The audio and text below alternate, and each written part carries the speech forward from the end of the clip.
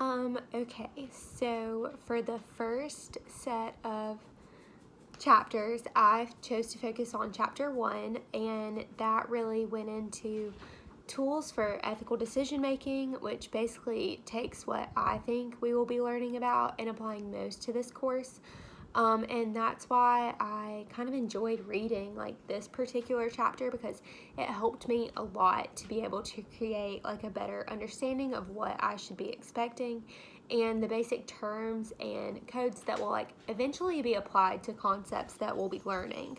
Um, so it mentioned like philosophy a lot within the first few pages, and I haven't taken a course on this subject.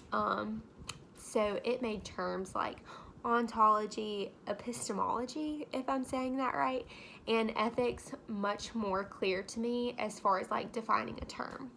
Another thing that really stuck out to me when I first started this chapter were the sub areas of ethics, which were meta ethics, analyzing the meaning of moral language, normative ethics, considering like norms that are basically principles of ethical behavior,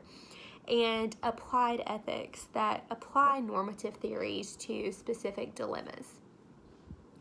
So, by like briefly looking into philosophers in this chapter, like Socrates, Plato, and Aristotle,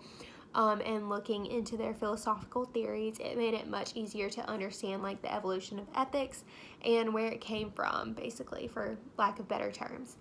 So, the philosophers each impacted one another the way I processed it.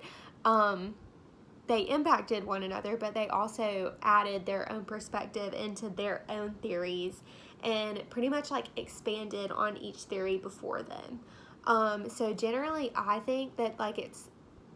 a very broad subject, and that law and ethics truly like has to be understood when it concerns like certain settings.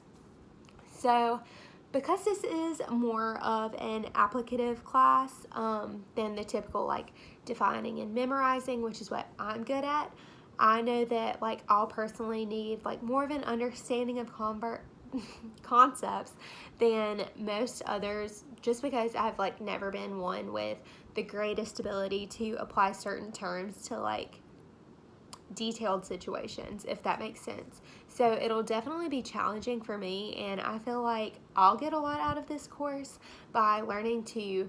better like analyze situations, cases, laws, and stuff like that, and kind of determine like where they fit best into a given regulation. So this chapter was really beneficial in helping me to kind of grasp all of the basics of this course before really getting into the bigger aspects.